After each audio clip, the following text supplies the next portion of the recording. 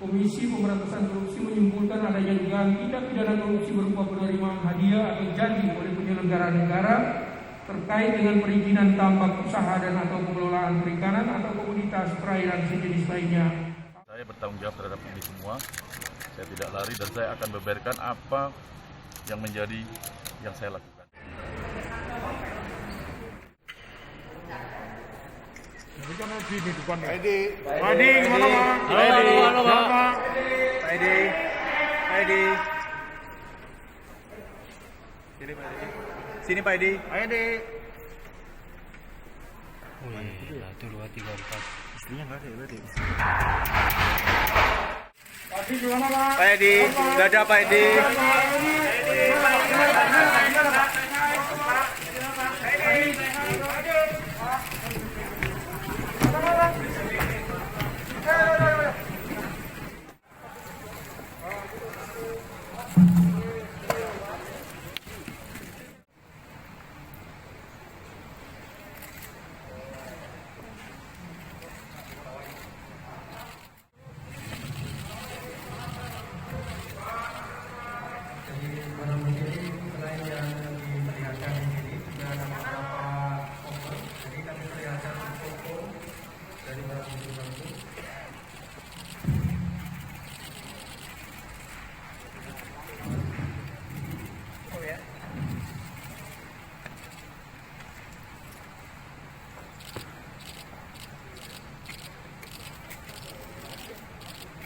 Oke, cukup ya. Sepatunya tunjukin dong. Nah, gitu Pak. Angkat Pak tasnya Pak, sama sepatunya tunjukin. Dua-duanya dong. Tasnya juga Pak. Dalam kegiatan tangkap tangan ini, KPK telah mengamankan 17 orang pada hari Rabu tanggal 25 November 2020 sekitar jam 00.30 waktu Indonesia Barat di beberapa tempat di Bandara Udara Soekarno-Hatta, Depok, Tangerang Selatan, dan Bekasi, Jawa Barat. Nama-nama yang diamankan tersebut antara lain: yang pertama, EP selaku Menteri Kelautan dan Perikanan, kemudian 2, IRW selaku istri dari EP, 3, SAF selaku staf khusus Menteri KKP, 4, ZN selaku Dirjen Tangkap Ikan KKP, 5, YD selaku ajudan Menteri KKP, 6, YN selaku protokoler KKP, 7, DES selaku Humas KKP, 8,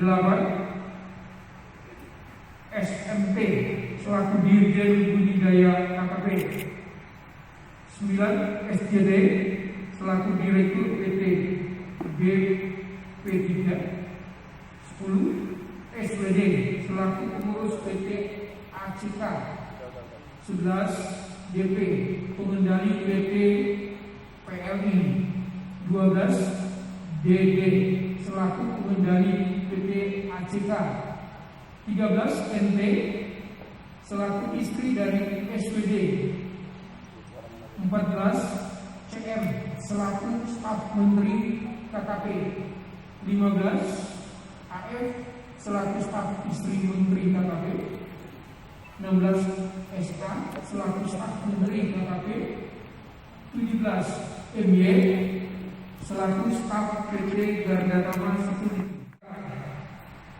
Komisi Pemberantasan Korupsi menerima informasi adanya dugaan terjadinya penerimaan uang oleh penyelenggara negara pada tanggal 21 November 2020 sampai dengan 23 November 2020.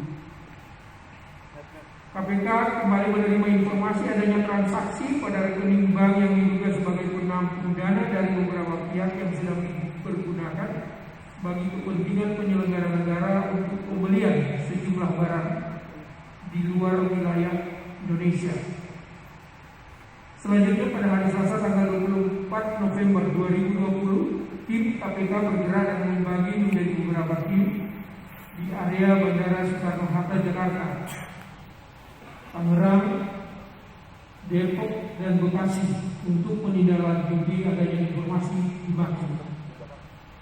Pada sekitar pukul 00.30 waktu Indonesia Barat, tim langsung melakukan pengamanan di beberapa lokasi di antaranya di Bandar Udara Soekarno-Hatta. Masing-masing EP, IRW, SAF, ZN, YD, YN, DES, SMP di rumah masing-masing pihak, SGD, SWD, DP, DD, NT, CM, AF, SA, MG. Para pihak tersebut selanjutnya diamankan dan dibawa ke gedung merah putih KPK untuk dilakukan pemeriksaan lebih lanjut. Dari hasil tangkap tangan tersebut ditemukan ATM BNI atas nama AF, tas LV, tas Hermes, baju Old Navy, jam Rolex, jam Jacob & Co, tas Cooper Tumi, dan tas Cooper LV. Konstruksi perkara diduga terjadi pada tanggal 14 Mei 2020, EP selaku Menteri Kelautan dan Perikanan menerbitkan surat keputusan nomor 53/Kepmen/KP 2020 tentang tim uji tuntas perizinan usaha perikanan budidaya lobster dengan menunjuk APS selaku staf khusus Menteri juga selaku ketua pelaksana tim uji tuntas dan SAF selaku staf khusus Menteri sekaligus menjabat selaku wakil ketua pelaksana tim uji tuntas. Salah satu tugas dari tim ini adalah memeriksa kelengkapan administrasi dokumen yang diajukan oleh calon eksportir benur. Selanjutnya, pada awal bulan Oktober 2020, SJD selaku Direktur PT DBP datang ke kantor KKP di lantai 16 dan bertemu dengan SAF. Dalam pertemuan tersebut diketahui bahwa yang melakukan ekspor benih lobster hanya dapat melalui order PT ACK dengan biaya angkut Rp1.800 per ekor yang merupakan kesepakatan antara AR dengan APS dan SPD. Atas kegiatan ekspor benih lobster tersebut, PT DBP diduga melakukan transfer sejumlah uang ke rekening PT ACK dengan total sebesar Rp331.503.564. Selanjutnya PT DBP atas arahan RP melalui tim uji tuntas memperoleh penetapan kegiatan ekspor benih lobster benur dan telah melakukan sebanyak 10 kali pengiriman menggunakan perusahaan PT ACK. Berdasarkan data kepemilikan pemegang PT ACK terdiri dari AMR dan ABT yang diduga merupakan unit dari pihak EP serta YSA atas uang yang masuk ke rekening PT ACK yang diduga berasal dari beberapa perusahaan eksportir benih lobster tersebut. Selanjutnya ditarik dan masuk ke rekening AMR dan ABT masing-masing dengan total 9,8 miliar rupiah. Selanjutnya pada tanggal 5 November 2020 diduga terdapat transfer dari rekening ABT ke rekening salah satu bank atas nama AF sebesar 3,4 miliar yang diperuntukkan bagi keperluan EP, IRW, SAF, dan ATM. Antara lain digunakan untuk belanja barang mewah oleh EP dan IRW di Honolulu, Amerika Serikat di tanggal 21 sampai dengan 23 November 2020. Sejumlah sekitar 750 juta diantaranya berupa jam tangan Rolex, tas Tumi, dan LV baju Old Navy. Di samping itu pada sekitar bulan Mei 2020, EP juga diduga menerima sejumlah uang sebesar 100.000 US dollar dari SGD melalui SAF dan AM. Selain itu SAF dan AM pada sekitar bulan Agustus 2020 menerima uang dengan total sebesar 436 juta dari AM.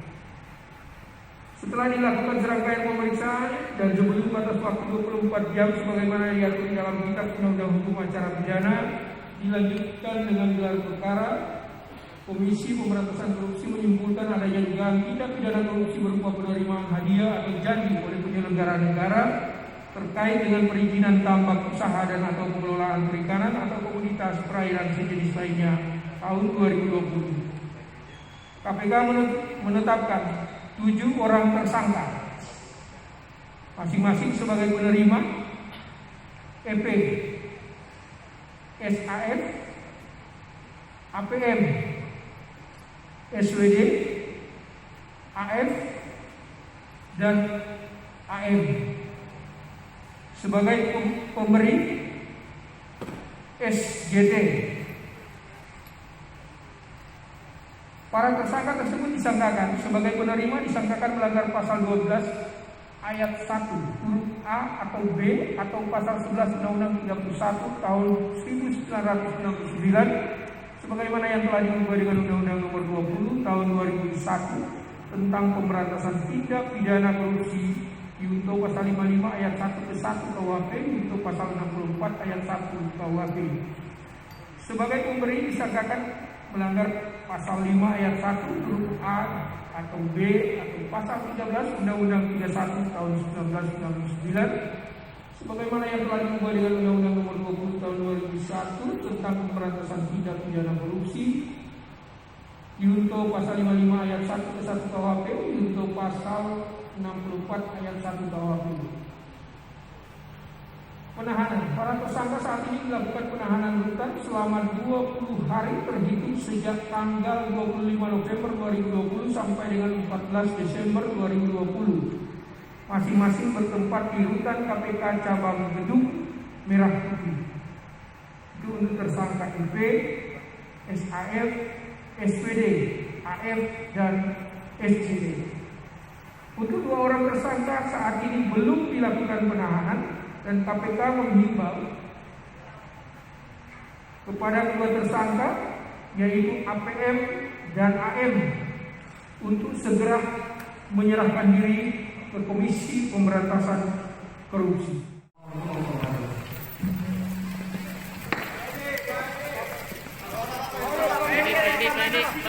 Jadi komen dikit Pak. Pak Jokowi gitu Pak, Bapak kan tersangka pertama di periode kedua nih Pak di pemerintahan Jokowi Pak. Apa yang disampaikan Pak Jawa Pak? Sampaikan dulu Pak Jawa Pak. Iya, sebentar. Yang pertama saya minta maaf kepada Bapak Presiden. Saya sudah mengkhianati kepercayaan beliau kepada saya. Minta maaf kepada Pak Prabowo Subianto, guru saya, mentor yang sudah mengajarkan banyak hal.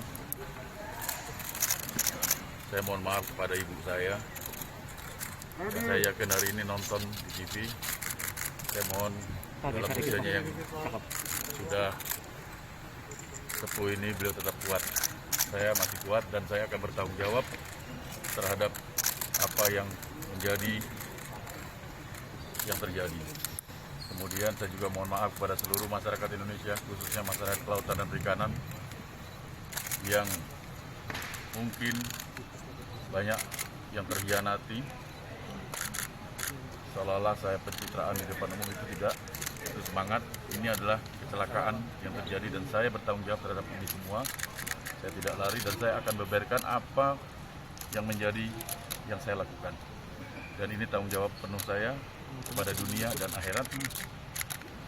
Dan terima kasih kepada teman-teman media yang sabar ini, dan saya akan jalani pemeriksaan ini insya Allah dengan tetap sehat. Mohon doa dari teman-teman. Ini saja. Saya juga mohon maaf kepada seluruh keluarga besar partai saya. Saya dengan ini akan mengundurkan diri sebagai wakil ketua umum. Juga nanti saya akan mohon diri untuk tidak lagi menjabat sebagai menteri, dan saya yakin prosesnya sudah berjalan. Saya bertanggung jawab penuh dan saya akan hadapi dengan jiwa besar. Terima kasih teman-teman.